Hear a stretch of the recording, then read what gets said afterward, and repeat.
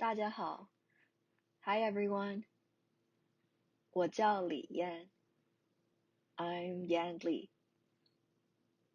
Today I am going to show you some of the most commonly used phrases in Mandarin Chinese.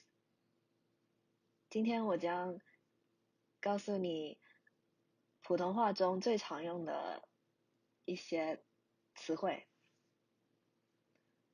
I have lived in China for 14 years, and these are the phrases that I came up with that I feel like I use the most. These are all from one character, two characters, or three characters, so they're really short and really easy to remember. By the end of this course, you will be able to say all of these phrases and know when to use them.